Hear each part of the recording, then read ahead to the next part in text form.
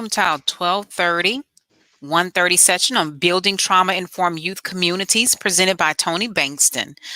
Miss Tony Bankston received her Master's of Social Work from Louisiana State University and also served as an adjunct professor, now currently serving as the executive director of the Baton Rouge Children Advocacy Center. Today's presentation will outline the types and prevalence of trauma among youth and provide a perspective of the impact of trauma across the lifespan of individuals. Please place your comments and questions in the chat to be addressed at the end of the presentation. Also, remember to complete the evaluation immediately following the session to receive your certificate. Lastly, contact the iCare office if you have any questions regarding your certificate. I present Tony Bankston. Hi there. It's good to be with you this afternoon. This topic is one that's near and dear to my heart, and that is about helping all citizens, not just professionals who work with children, but all citizens really gain a better understanding of what trauma is and what the average person can do to help kids who've been traumatized. And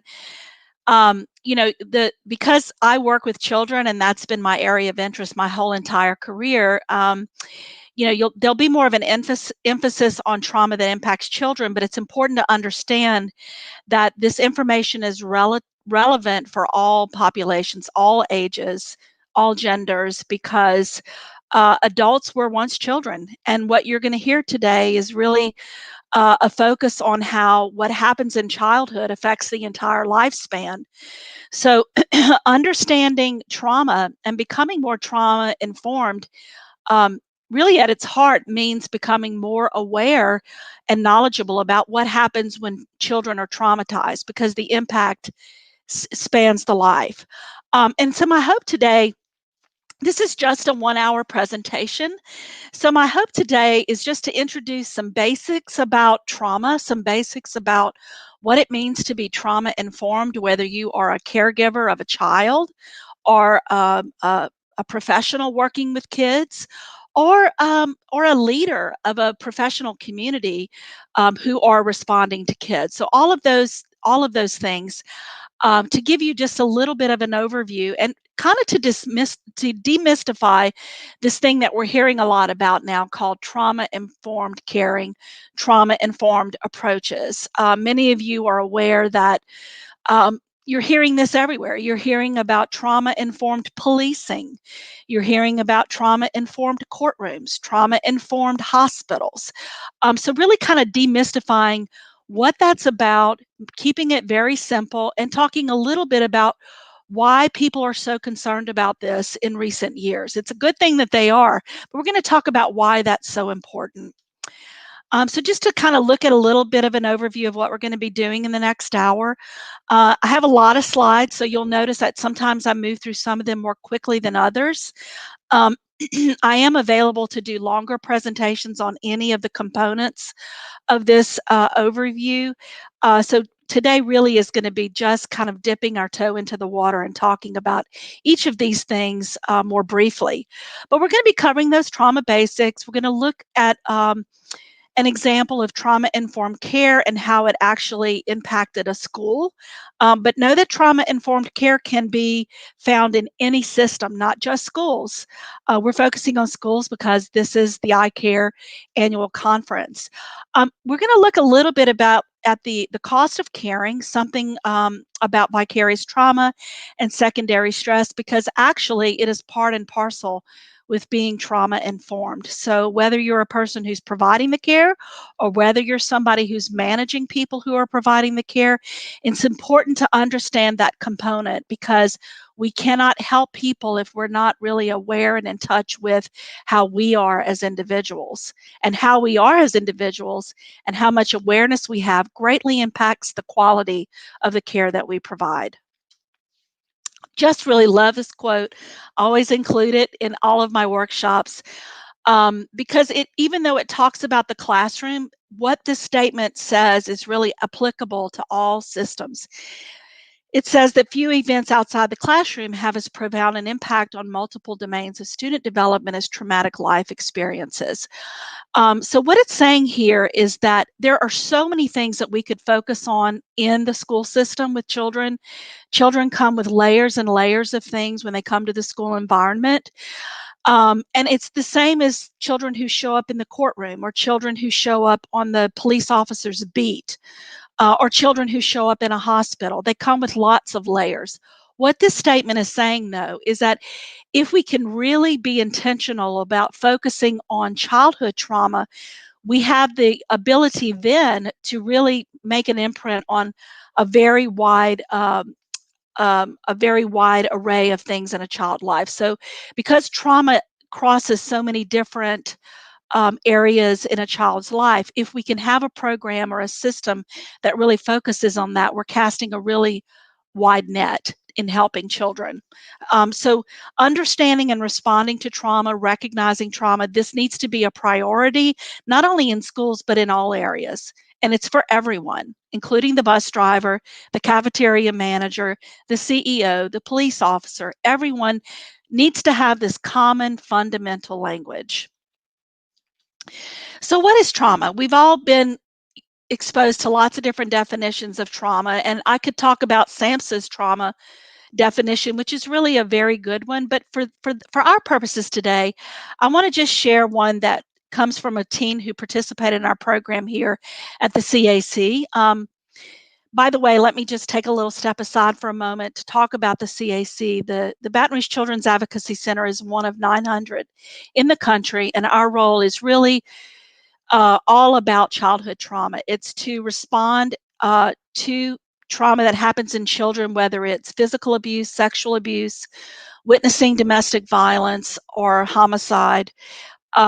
And we do that by partnering with law enforcement and child protection, educators, the ER, hospitalists, and others to first gather information from the child about the crime in a way that doesn't re-traumatize them through our forensic interview program. And then the second, just as important, maybe even more important part of our mission is providing right here on the premises a place for children to receive healing and recovery from what they've been through. So our workers are all dealing with trauma every hour of every day. And we're going to talk a little bit later about some of the manifestations of that type of work in ourselves, but also in other people in the community. So this teen quote comes from a teen who participated in one of our groups, and she says, "Trauma is like drama without the D, except drama is something you asked for, and trauma is something you didn't ask for. It's something that just happened to you." What she so eloquently captures here is that ingredient that we find in all trauma survivors, children and adults, and that's that dysregulation. That's that feeling of having the rug pulled completely out from under you, the loss of control, the loss of mastery. And so while there are many ways that trauma impacts people, one of the first thing we go to work doing with children is providing a sense of regulation, bringing that sense of control and mastery back to them, even though they have months ahead of them of working through the trauma itself, bringing them skills, teaching them breath work, teaching them um, skills that help them to regulate their mood, their behavior, their thoughts.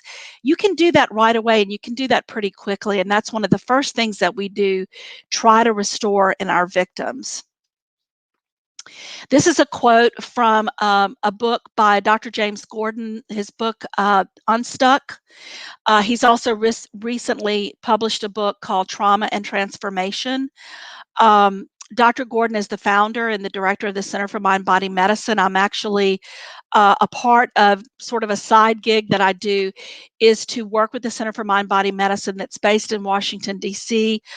We go around the United States and in other countries teaching people about trauma and stress, helping them to develop a toolkit to manage it for themselves as they work with people, but also to share with their clients.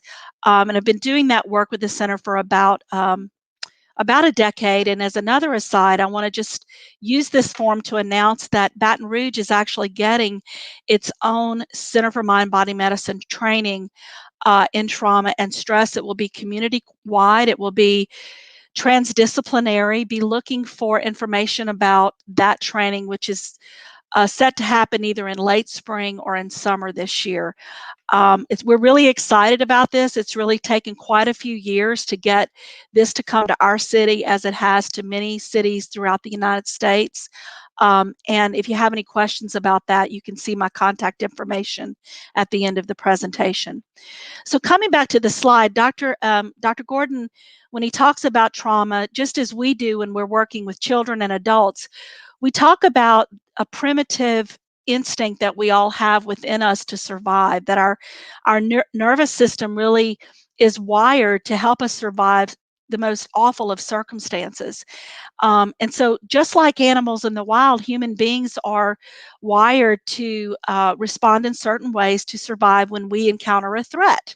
So, for example, if we are walking down the street and this big, huge truck is coming down the street toward us, we don't even have to think about it. Our nervous system kicks in. Our sympathetic nervous system kicks in partnership with the amygdala to let us know that something is happening here and we've got to get out of town. We've got to get out of the way.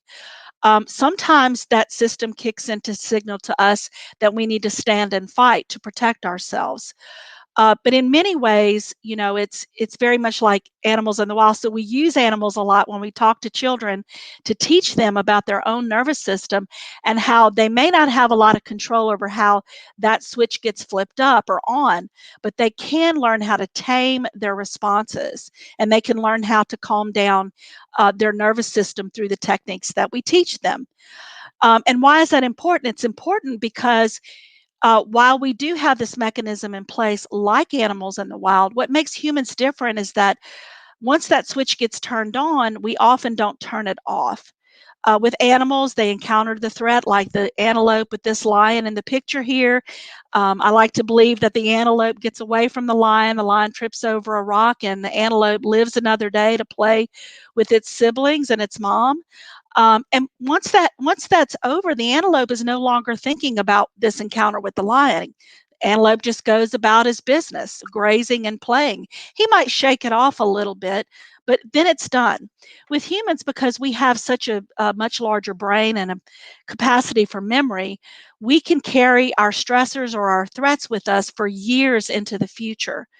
So when you think about it, it's as though with humans, we are carrying our lions with us. So with our kids that we encounter in schools and hospital, you may see a child who had a trauma happen to them years before, but in a way, they're still very much actively, they may still be experiencing hyperarousal, hyper vigilance, because as long as the mind can hold an image of something that happened, the body doesn't know the difference. The body responds the same way. So a child who experienced tremendous domestic violence in the family a week ago may still be carrying that in the classroom today, because the child is remembering that. And then another kind of similar phenomenon is that so many of our children in our city are having ongoing stressors or ongoing threats. So it's as if that fight or flight mechanism never really gets turned off. So I like to really help people to imagine that every child that they're meeting in the school, and remember, probably about half of all students that we're seeing in schools, for example, have experienced some kind of trauma. That's really high. So we need to always be looking to rule this out with kids and really imagining it's as though at least half of them are carrying some sort of lion with them. And we're going to talk a little bit more about what that actually looks like when it shows up in classrooms or in other places where we find children. And where does trauma come from? Well, here's a nice long list. This list has actually had to be expanded, unfortunately. We're actually now talking about the pandemic as a potential source of trauma or an adverse childhood experience that we have not had to do before. We've had to talk a lot more about school violence because of the way that violence has shown up in our school systems. I was part of a team that worked at Stoneman Douglas High School after Nicholas Cruz came in and did the mass shooting there, and learned a lot about that type of community-wide trauma and how it not only affected the students, but it really rippled out into the whole community and affected everyone there. And what that did, though, the good news is that that really caused the school district to really have to innovate and come up with new ideas and new ways of responding to trauma in their schools. So there, and those trainings are still happening today. And then there's what population-wide trauma. So Baton Rouge has actually been uh, pretty marked for population-wide trauma. You know, there's historical or generational trauma, which is something I'm personally very interested in. Living in a community that struggled with racial injustice all of my life. I grew up in the 60s, very much remember the civil rights marches. And so, you know, this is an area that we need to pay attention to. We won't have time to get into it today, but it is an important area of trauma that affects generations. Mass trauma. So when you think about our flooding in 2016, you know, that was something that affected everyone in our community, whether you experienced the flooding directly or not. When we had the law enforcement related shootings, the Alton Sterling shooting, those are all examples of mass trauma in our community, which is one of the reasons why the training that I talked about earlier has been really is going to become a reality, because we're really stepping up to the reality of what we've been through as a community and the need to really try something more innovative and progressive to deal with it. And so, you know, we're going to talk a little bit more about how the ACE study really showed us that trauma is very prevalent. This slide really talks about youth of color. So you really, when you talk about trauma and children, you need to remember that children of color are very vulnerable. Look at all these statistics here, pretty alarming, right? 5 times more likely to be the victims of a homicide. So a really good trauma-informed program in any system should really pay attention to youth of color and design programs that are accessible for this group. Really love this quote by Bruce Perry, who really, Dr. Bruce Perry is one of the pioneers in looking at child trauma and how trauma spans the lifespan, but specifically how childhood trauma affects the architecture of the brain and the nervous system. And this quote is really wonderful because it talks about the fact that working with childhood trauma is very different than working in adult trauma. It's a very specialized area because childhood trauma is often more of a longitudinal approach in care, as opposed to adults who come in, say, for one type of trauma like a rape trauma. So it's really important that people understand that when a child needs to receive help for trauma, that they go to someone who's especially trained to work in that area, or an agency whose staff and system is trauma informed or trauma has received trauma specific training to work with that. Not everybody can work in this, not everybody wants to. It's very specialized. It's sometimes a brutal area of work, but it's important to make sure that children are connected to the right providers. And another piece to that, understanding that children may receive help in a certain developmental stage in their life, and they very likely may have to come back later to receive more help as they enter a new developmental phase, because in entering that new developmental phase, they kind of have a different understanding about what happened to them. So we have kids who have to come in for booster sessions, as we call it, even though they've worked through most of the bulk of the trauma that they endured earlier. And I've just included here, I'm not going to really spend a lot of time on this. This is sort of a list of just some fundamental principles that I like to think about when you're thinking about working in childhood trauma. Understanding childhood trauma, again, is part and parcel to being trauma informed in all areas of life across the developmental span. You've noticed here that I've highlighted early intervention after a trauma has occurred is key. And that's because oftentimes in our society, we wait until something is much further down the stream before we address it. So, you know, when you think about the attention to the opioid crisis, which has definitely become a crisis and definitely needs attention, but 80% of all the opioid users were once childhood trauma survivors that did not get appropriate care. We focus a lot of attention on homelessness, and we focus recent attention on reentry programs, and that's great. But remember, most prisoners, most folks who are suffering from homeless, their problems started in their childhood more often than not because of a childhood of trauma that did not receive care. Even the Stoneman Douglas massacre that I talked about earlier, Nicholas Cruz, the shooter, is a great example of a child who grew up with multiple adverse experiences that just kept slipping through the cracks. So early intervention is key. Understanding childhood trauma, investing money, investing energy and time and resources into childhood trauma pays off later with the problem that it turns out to be later in life. And the other thing that we really have learned and highlighted in recent decades is the fact that trauma has a profound impact on development, on childhood development, but trauma actually alters the very architecture of the brain. Earlier, many years ago, we really talked about the impact of trauma in childhood more as something that kids learn, that they learn from watching their parents do certain things, or and they sort of just, they take it in and they learn it through modeling. What we understand now through all the tremendous amount of literature and science that's gone into this, that really started with the ACEs study that I'm going to talk about in a moment. We understand that actually, the brain architecture itself changes. The nervous system is impacted.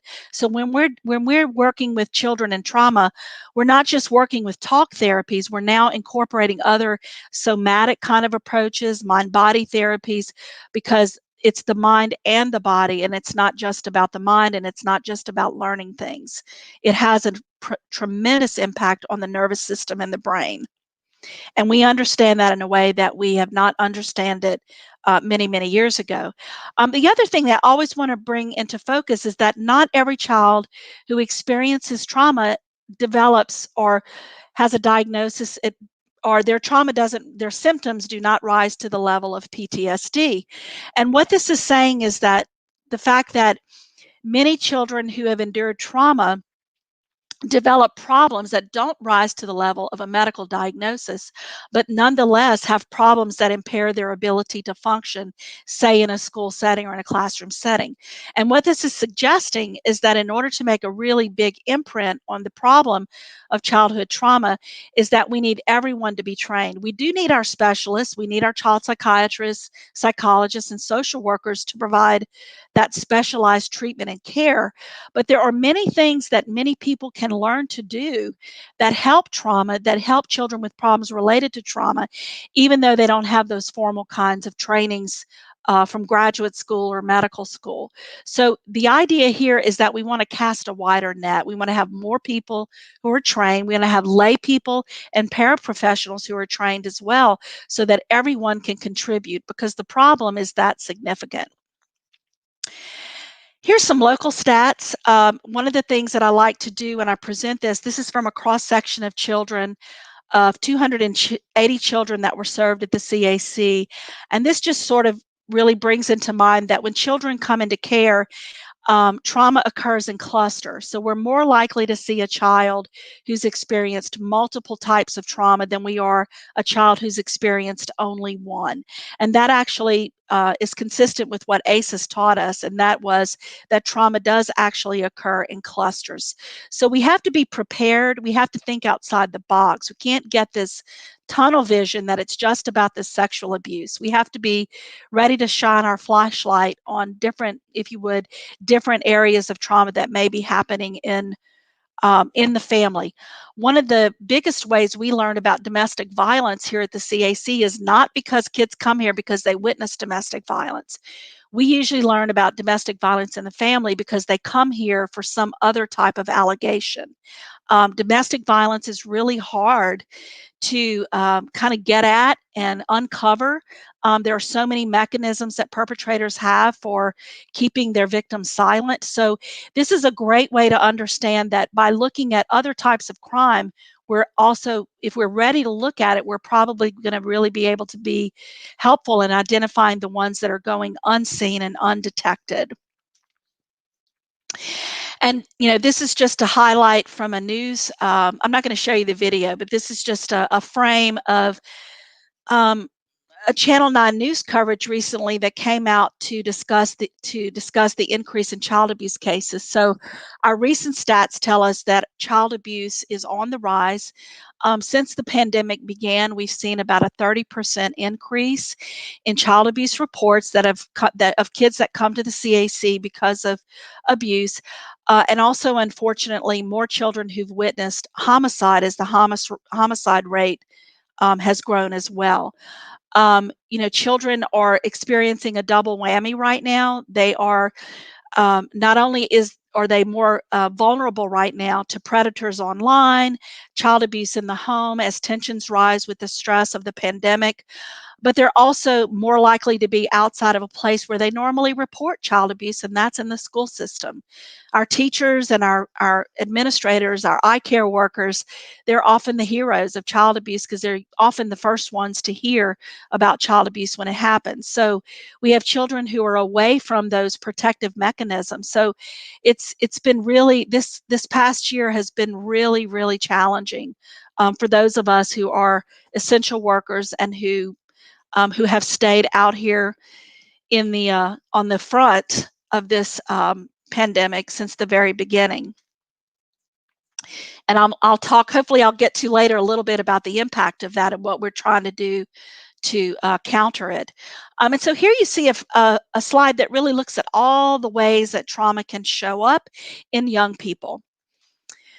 And if you look at this, I'm not going to read through all the symptoms. I think the thing that I want to emphasize here is that look at all the ways that these symptoms could actually be mistaken for other things. Physical symptoms could be mistaken for a physical health problem. Fear and anxiety and worry could be an anxiety disorder. Some of these things actually are pretty consistent with the symptoms for attention deficit disorder, which we know in the state of Louisiana from the work of Tulane has been really overdiagnosed in children who actually have symptoms that arise from trauma or mistakenly diagnosed as having ADHD. So that's one of the things that's challenging about working with trauma and youth is really understanding that so many things overlap with the symptoms of other types of mental disorders. And so we may not be on the lookout for trauma. And here's another way of looking at it. So I mentioned earlier that we all have this primitive response that's very much like animals in the wild. And here are, if you look at some of those innate responses of fighting or fleeing, there's also a freeze response. And that's where we just kind of like the trauma is so overpowering that we just completely shut down. It's like an overload of the parasympathetic response. You see people that might faint, for example, but we call that the freeze response. I saw this a lot when I worked in the FEMA villages after Katrina, and also in the New Orleans airport after Katrina, people coming in from places where they had been stranded and just really having like a blank stare on their face and looking quite disoriented. The prefrontal cortex, the executive function is really totally shut down and shut off.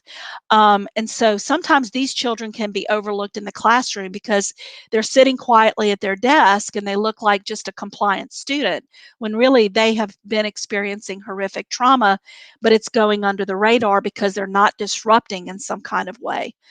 And then the newer response that we're looking at these days and talking about is that fawn response, which is something that victims can, it's a way of adapting that victims have to promote survivorship. We see this sometimes with our human trafficking survivors. It's a way of, keeping themselves safe especially in a situation of chronic stress and chronic trauma. And more specifically, how it can look at the classroom.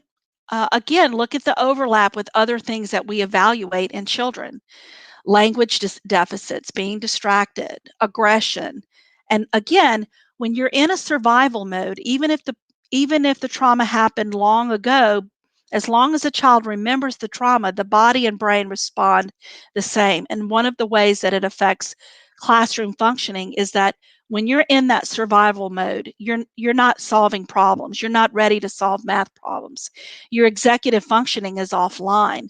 So it's really about, just looking out for dangers that may be real or imagined in your periphery, which is also explains why they're always looking for a teacher or a fellow student to harm them in some way. And then what you'll see students do is come up with this, um, this preemptive strike, so to speak. I'm going to get you before you get me, because the kid who's in this mode is in a constant state of threat, and they're not able to learn. They're not able to process. They're really not in a mode of being able to develop relationships with other people. And then, of course, there's other cognitive changes that happen with trauma that I won't really go into, but one of the things to be aware of course, are triggers. Being trauma informed is really looking for triggers in very creative ways. And that's very challenging because anything can be a trigger. Something really innocuous for one person can be a trigger for something else. Something as harmless as a smell or a sound or even a color of paint on a wall can be a trigger for a child. So really helping coming to understand and recognize triggers in the children that you're working with are really incredible. And it helps you to kind of set up your classroom or your office environment in a way that is not re-traumatizing. So let's dive a little deeper into understanding this so-called trauma-informed movement. It is a movement that began really in the 80s and 90s with the findings of the ACE study. So the ACE study, for those of you who may not be aware of it, stands for the Adverse Childhood Experiences Study. And there's a long story about the ACEs study and how it came about, which I don't have time to go into today. Actually, we can provide my colleagues and I who have been trained in ACEs and sharing the knowledge of ACEs in Louisiana have entire 3-hour presentations on ACEs. So, but we want to mention it here because it was really the findings of this study that changed the way that we looked at trauma. It changed the lens at which we looked at trauma. We no longer looked at trauma as just something that affects, say, depression or something that causes anxiety. We really looked at it more broadly and began to understand how it's really public health problem number one. And it really kind of put trauma on the map. So I really want to talk a little bit about it just because it is responsible for really kind of the birth of the trauma-informed movement. I'll talk a little bit in a moment about how the Children's Advocacy Center's movement, it's also a movement. I mentioned there were 900 in the country. It also is an example of a trauma-informed system, a system that changed itself and reformed itself to be more trauma-informed when it comes to responding to children who've been through trauma. And there were two co-investigators, Dr. Anda and Dr. Felitti. Dr. Anda actually came to Louisiana a few times to train several cohorts of ACEs presenters so that we could talk about the knowledge of ACEs and make it accessible to everyone, because in their view, everyone needs this information. And, the original study had 17,000 participants. Interestingly enough, the early studies, it's been replicated many, many times over across different cultures, different populations, different geographical areas. But the initial study was actually a group of very white, well-educated, well-resourced individuals, uh, a class of people or a cohort of people that one might think they would not expect to find, high instances of childhood trauma. And that was one of the really amazing findings of the ACE study, is that all of a sudden we realized that even in this cohort of very well-resourced, well-educated people, what did we find? We found out that childhood trauma was common. And the other thing that the ACEs study did is it made us look a little bit more deeply into the human nervous system and to investigate what is actually going on in the brain, the mind and the body as a result of trauma. not just from a learning perspective, but how does trauma potentially change the architecture of the brain, and why ACEs are then so powerful. And one of the ways that the ACEs co-investigators have kind of one way that they try to convey to folks about the phenomenon of trauma and how we need to change the way that we think about trauma and the way children adapt to trauma is by providing this analogy here, this graphic. So, you know, we don't want to oversimplify trauma because we know that every child is unique and every child's response to trauma is different. It's not cookie cutter. But for the purposes of understanding how trauma impacts children and how different children adapt in different ways, we say that we can divide children up into these two groups. One group is represented here in the arc at the top.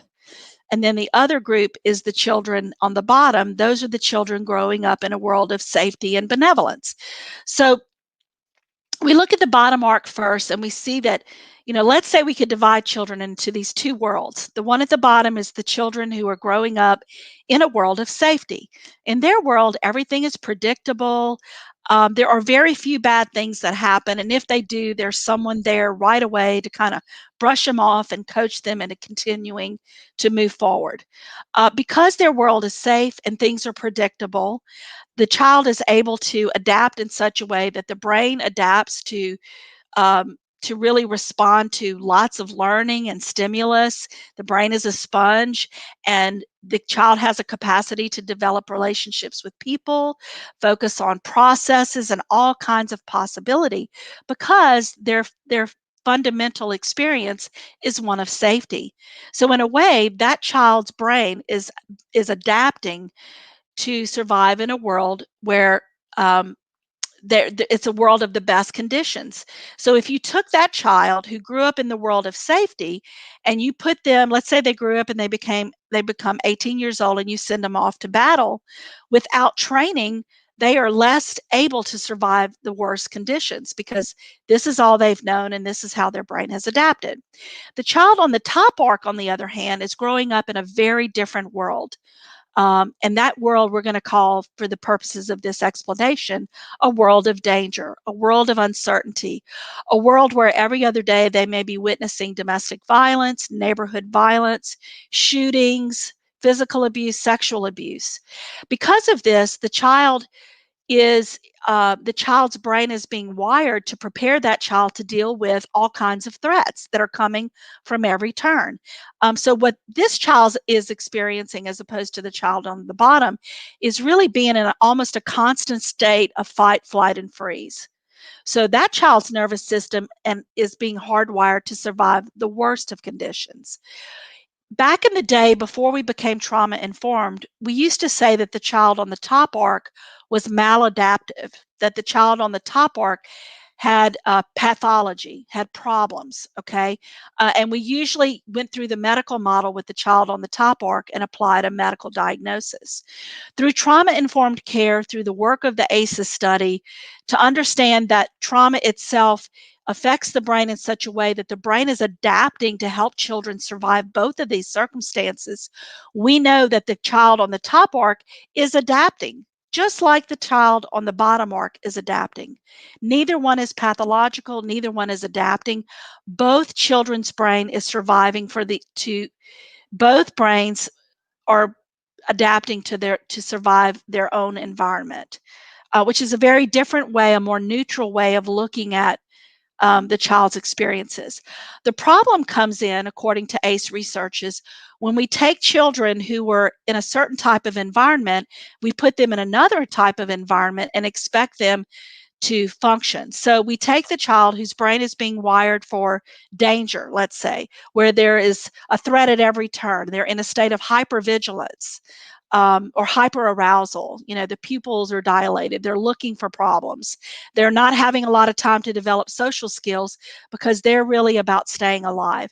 And then we take them and we put them in a school environment and we say to them, you got to go by the rules. You got to make friends with your peers that are sitting on either side of you, and you need to listen to your teacher and you need to focus. Clearly, there's going to be a problem when their biology collides with the social expectations, and that's when we run into trouble.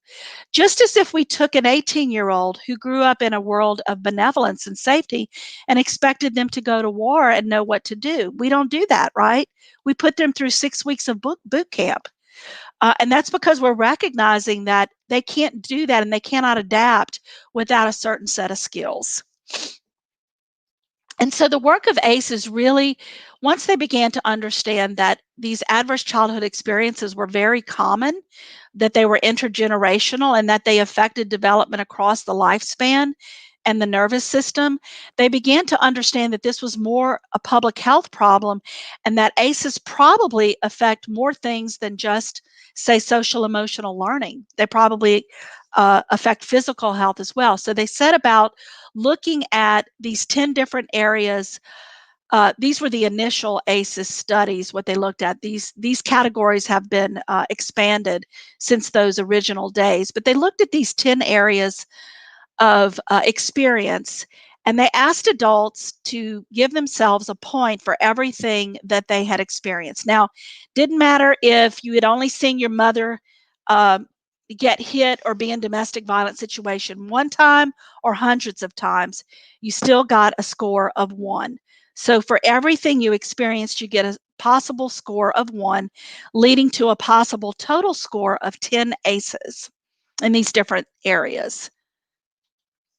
And what they found was that in this very affluent, well-educated group, that ACEs were very high, even in this very well-resourced group, and that if you had one type of ACE, you were 87% more likely to have a second type of ACE. And this is when we learned that trauma occurs in clusters. We also saw that when ACEs scores, again, you could get a max score of 10. When those scores were compared with health problems, public health issues, mental health concerns, that time after time, this is the graph that showed up. That there was this dose-response relationship between your ACEs and the likelihood that you would develop a problem. So, for example, if it was smoking or lung disease, as the ACEs went up, so did the probability of lung disease. And if this were a longer presentation, we would show you lots of slides that show this relationship across all of these problems that you're seeing here on your screens. With every one of these problems, when you compare it to ACEs, you see this dose response relationship in which the probability is higher that you're going to have any of these problems the higher your ACE score is in childhood. And then there's another way of depicting this. I really love this slide. It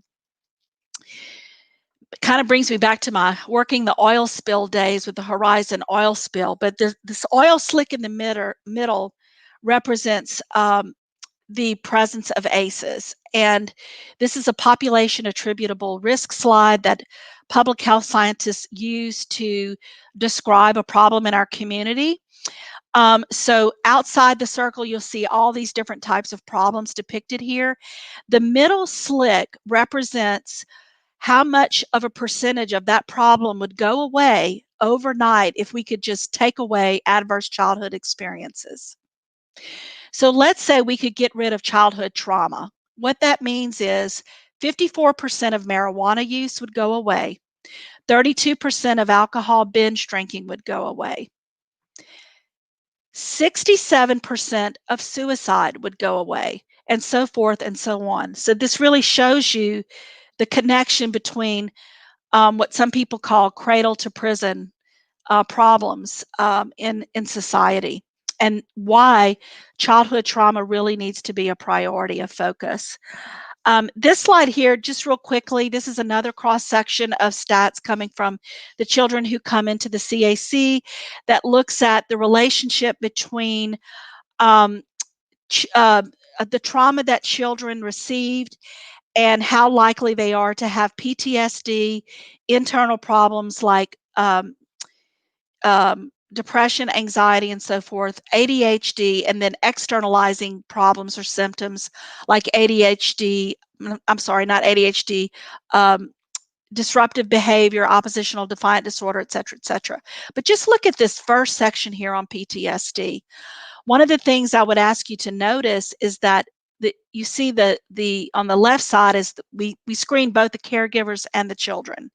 And what you'll notice with the orange slide, for example, is that the child gives him or herself a much higher appraisal of the symptoms than the adult did. And that's not because parents are bad parents, but oftentimes what we find is that the impact on children of trauma is very much more than what their caregivers think it is or what their teachers know about. Children are very good at keeping things low under the radar with family members. It often comes out in their behavior, and they're often able to kind of hide things that are a problem. So it's really important that we look for trauma not just in obvious ways, but also to begin to understand how to have dialogue with children in such a way that we learn more about what they're experiencing.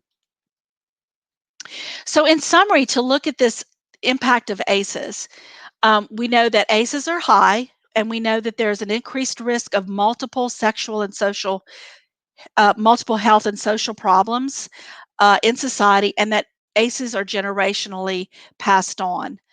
Um, Not all ACEs, though, are necessarily a destiny. We know that there are actually core protective factors, and this is where we shift our attention when we look at trauma-informed systems. That when we design trauma-informed systems, or we want to become more trauma-informed as caring professionals, we want to make sure that our program has these three protective systems in place. These are the three things that researchers who look at long-term bouncing back or resilience after trauma, that children have individual capabilities, they have access to a very competent and caring adult in which they have attachment and belonging, and that there are systems in place that honor community, culture, and spirituality. Across the board, when children have access to these three things, they're much more likely to do better after a trauma than children who don't. So this is three core ingredients that we want to have when we're looking at trauma-informed systems. And I'm going to go quickly through this because I know I'm running out of time, but how do we shift the paradigm then from being trauma aware, becoming more trauma informed? And really, this is sort of getting to the nutshell of it. It's really about asking children not what's wrong with you, or hanging a label on them, but it's really about asking the question, what might have happened to you that's really informing this behavior that we're seeing in front of us. This is actually a picture from my work in the Gulf Coast after the oil spill. We use feeling faces as a way for children to check in about how they're feeling. And what does it mean? Here's a summary real quickly of what it means to be trauma informed. Recognizing, as we've already talked about, focusing on promoting safe environments, understanding that when you work in trauma, there is sort of this contagious effect that can happen, whether you're a firefighter, a police officer, or a teacher, a therapist, that those symptoms kind of begin to rub off on you, and that you really need to have a toolkit in place, and most of all, awareness so that you can help yourself in working with that. Um, Being trauma informed means being sensitive to culture, implicit bias, and language, trigger words, uh, in order to be more in touch with all of your the people that you're giving care to. Safety and avoiding re-traumatization. This is a nice slide that you'll have access to later. I often do a little exercise with this slide because it takes quotes on the left side that we associate with not being trauma informed, such as, "I'm here to fix you." That's one of my favorites. Whereas newer models of trauma informed care is really taking us therapists out of that big expert role, that one up role, and really making more of a partnership between the provider and the client. We're not here to fix people. We don't think people are broken. We're here to actually help people facilitate some of the healing that they have, the capacity for healing that they have inside of themselves. And it's no longer looking at them as us and them, but really creating um, partnerships. Oh, we don't talk as much about people being compliant or non-compliant. We really seek more to collaborate and empower people. And here's one example in a school. I said I would mention an example from the school system. This was in Washington, Walla Walla, Washington, where they were one of the first schools to incorporate just some very simple, practical, trauma-informed tools and approaches in the school with the teachers. That all the teachers got ACEs trained, and then they really developed some school-wide strategies. And look what happened. Look what happened. The first graph is prior. The very first graph in each picture shows disciplinary procedures, police action required, and the number of days missed from school. And then you'll see what happens to that line, that graph, as they implement from 2009 all the way to 2013 those trauma-informed strategies, that all of those bad numbers went down because of those trauma-informed strategies. And if you're interested in that school system and what they did, there's a film on the internet called Paper Tigers, and it really captures what happened with this school and how they became trained and what they did to create some differences. And I have another slide that gives an example of what they did. So I mentioned earlier that the Children's Advocacy Center is an example of a system that became more trauma informed itself. So before we became trauma informed and had CACs, this is what the system looked like. This is how we responded to child abuse in our system. We had poor little Robin here who goes to school, then she's got to talk to the hotline, then she's got to talk to the police, then she's got to talk to the hospitals, and so forth and so on. By the time she gets to the end of this progression, she says, "Why do I have to talk to so many people?" Um, Whereas now with CACs, an example of trauma-informed care, Robin can go to one place and give her interview, hopefully get her medical forensic exam. We're working on getting an in-house medical program here at the CAC like others in other cities have. But basically, the Robin becomes the center of care instead of all of the professionals really just wanting to get the information from their case. We're putting the child's need as the center of our focus, and we're all working together, coordinating care in a way that Robin benefits. And as I mentioned earlier, part of a very big important part of the trauma informed suitcase, if you would, is understanding that trauma can be lead to a lot of toxic stress in the systems that respond to trauma. We see this every day. We have a lot of toxic stress. When you work at a CAC, not only do you have the trauma that you're responding to with children, but you're working in a team of people that are all in their own way being confronted day to day with kind of the worst in humans, and responding to humans on the worst day of their life in many cases. And so that has an impact on people, and it has an impact on the groups of people that work together. So it's something that we have to always be mindful of and make sure that our people are taken care of. One of the things that we know about this contagious nature of trauma is that unlike physical exposures, like when I went to Haiti, for example, I took a pill to help me not get malaria. With traumatic stress, there is no pill that we can give people. The antidote is simply that of self-care.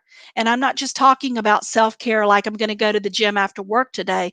It's actually providing things within the workday to mitigate that stress, to mitigate the trauma that people are being dosed with every time they interact with people who've been through trauma. And the interesting thing about this is sometimes you're being impacted and you don't know it. It kind of sneaks up on you. And that's usually the way that we hear about it in working with other first responders. This is just a little graph that I put together to kind of give an idea of what trauma-informed care looks like across a spectrum. So on the left side, trauma-informed care, this is a square that applies to everybody. So anyone can be trauma-informed.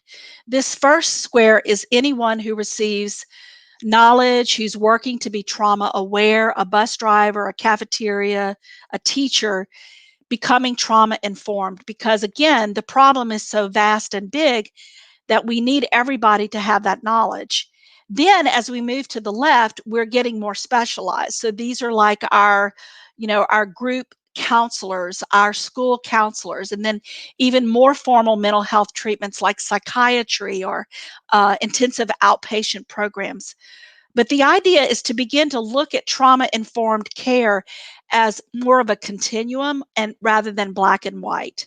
That many children need some kind of trauma-informed help, even if they don't rise to the level of needing some sort of formal mental health therapy. And when that's the case, what it does is it says to our schools and all of our systems that respond to children that instead of putting most of our financial resources into just a very small percentage of children, say 15%, that go get these formal mental health treatments, what it is implying is that we need to have resources that go to a larger group of children who are being impacted by trauma so that we're casting that wider net.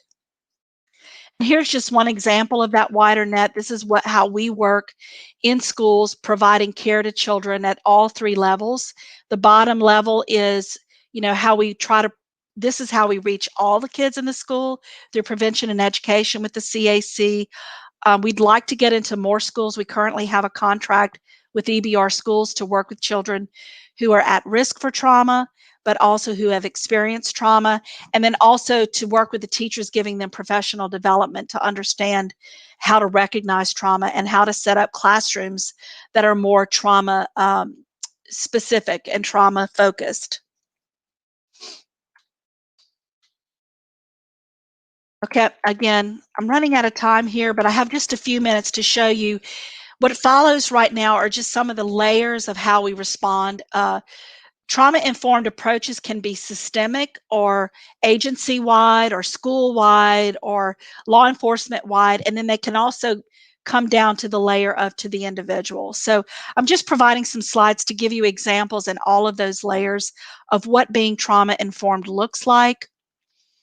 In systems, recognizing that there is a wide impact. If you're the director of an agency, let's say, if you are an administrator in a school system, understanding that your teachers may be experiencing secondary stress, even if they don't recognize it in themselves, that you want to create a culture of awareness in your schools about trauma. Another way systems become very trauma informed is developing peer groups. We see this with our law enforcement agencies, that they develop peers helping peers kind of programs, because peers are more likely to accept and receive the support when it's coming from another member of their brotherhood. Classroom safety, won't go into these, but just to give you a list of things that you can do in classrooms. These are some examples of the things that we teach people, teach teachers, like calm down corners. More examples of system-wide strategies. Here you see law enforcement officers learning mind-body techniques and yoga, so that when they're responding as school resource officers, for example, that they are learning ways to de-escalate trauma before they're moving into more aggressive interventions with kids in schools. Here's an example from Stoneman Douglas High School, where they basically came back to school the year after the shooting, and they had these things on the wall that the teachers immediately recognized as being potentially re-traumatizing of their students. And so they went to work really advocating that these things be changed. More school-wide strategies. Trauma-informed discipline is a new phenomenon.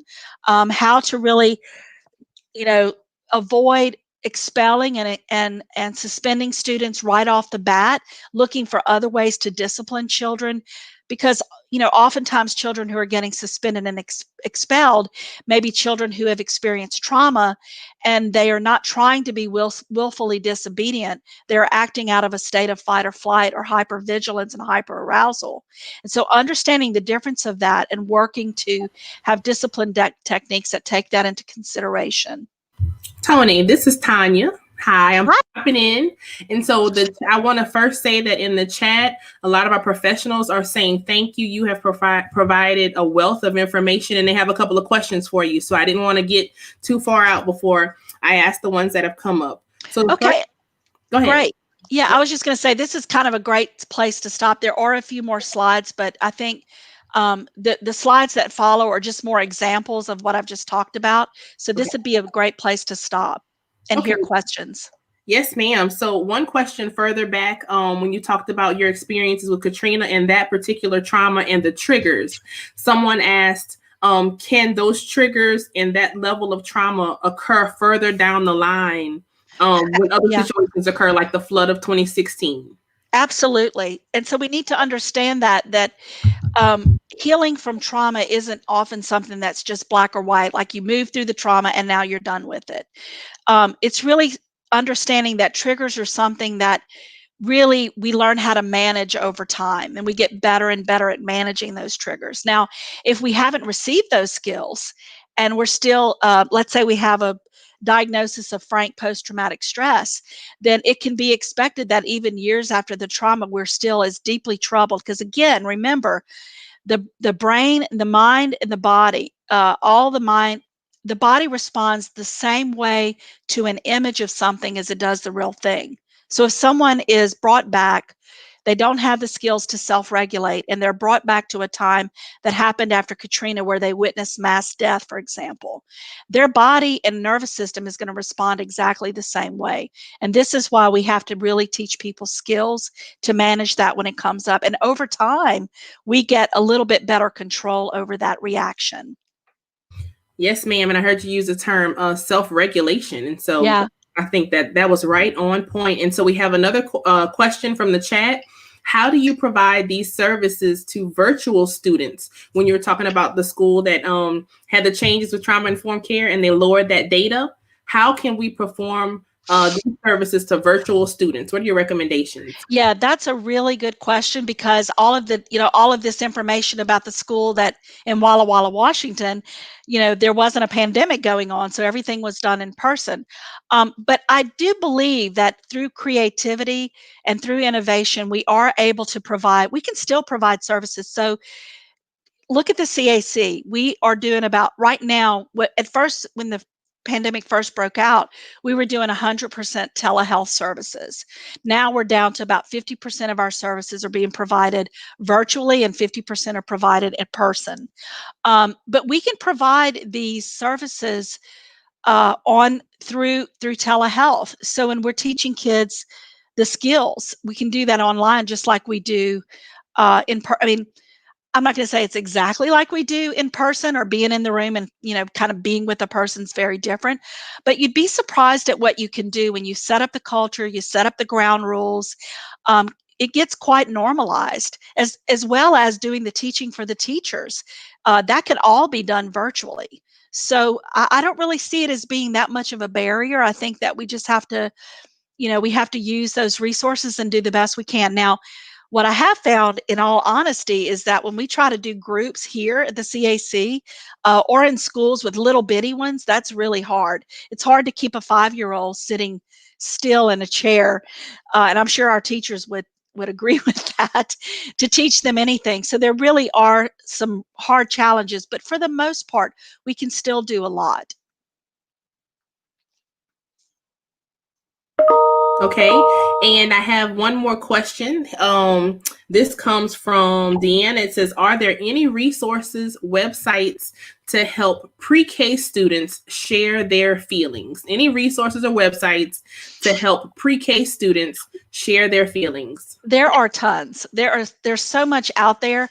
Some of the key words that you might want to look at when you're doing your own search would be social emotional learning.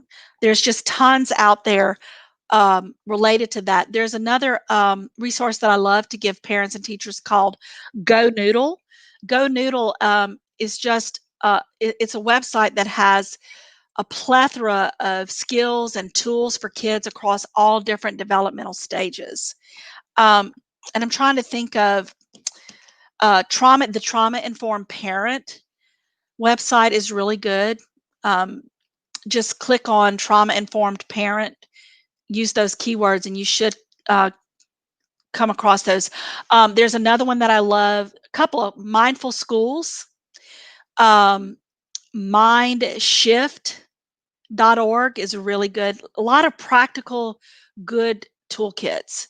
And another, I'll give you one more that I think is really good because it just has so much. It's actually quite addictive. You could stay online forever looking at all these tools and resources. ACES Connection, acesconnection.org has a ton of resources as well. Yes, ma'am. And we use those with the iCare program as well. We also have tapped into, you talk learning. We've tapped into Mind Yeti with Second Step. And nice. Yeah, and I want to say I think they have some free sign-ups right now. It's between 2 and 6 weeks with some lessons. They do some breathing activities. Meditations are built in. We also use Stop, Breathe, Think, which is a downloadable app for free. And then Sesame Street has a really good one. I think it's Belly Breathe. And it's great on the iPad for the littles. So if you have pre-Kers or kindergartners and they want to tap into some of the resources Miss Tony talked about that are free and fun, feel free to do that. And I think earlier we posted, if you have questions about the evaluation or information for Tony, she's going to post her contact information as well throughout the next slides. And I'm going to let her do that. If you have any more questions, put them in the chat and we'll ask her. Yes, and I don't think I have the website on here. Here's some examples of some grounding exercises. Mind, body. And, I want to just make sure people know that the CAC does have this partnership with schools. We can come to schools and work with teachers in classrooms. We have the contract, but we actually need help getting into the schools. So if you have a school, we just finished doing prevention education for all of Marydale Elementary. So if you know of a school that would like to benefit from these free services, please give us a buzz. Let's see, let me get to the slide so I can share with you.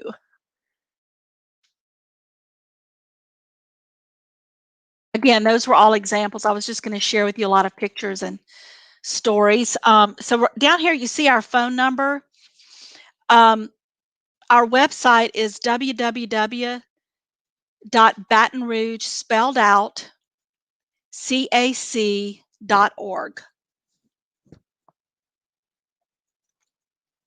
Okay, Tony, I'm going to try to put it in the chat for you. Go ahead and say it again, and I'm going to put it in the chat so it'll pop up. Okay, it's www.batonrouge, spelled out, cac.org. And our website has a lot of resources on it as well, but it's also a good way to get in touch with us about information for all kinds of things, none the least of which is providing resources in schools. But also, sometimes people want to contact us to find out they suspect child abuse, but they're not yet ready to do a child abuse report. And they can call us and talk anonymously about their situation, whether it's a neighbor or a teacher. And we can kind of help navigate them through that. And they don't have to feel like they're all by themselves. So we're happy to help people with that. Okay, awesome. And so please look again. Her contact phone number there is 225-343-1984. And again, that website is www.batonrougecac. Make sure I said it right, Tony. And www.batonrouge, spelled out, batonrougecac.org. cac.org. Okay. Yeah. And for more information about the evaluation, you can email iCare. There we are. It's up there. Thank you so much. We have our tech people behind the scenes working hard. Thank you, Ms. Johnson. And so you can go ahead and take a picture of that. Tony, this will be up for future viewing. So the information that people ask, the questions and their responses, everything will be viewed for the future. We thank you so very much for tuning in to, I believe this is the last session for the Prevention Summit. We close out with Ms. Tony Bankston. Tony, anything else you'd like to say? Just thank you for having me, and let me know if I can help in the future. And I want to just thank Susan Thornton and all of my friends at Erin, all of my friends at iCare who work so closely with us in helping our kiddos. Yes, ma'am. Thank you so much. And thank you everybody for tuning in. You have a great day.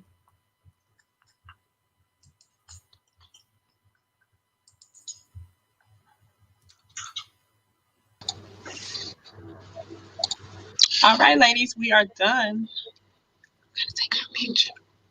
We're still live. Oh no, we're going to end our broadcast.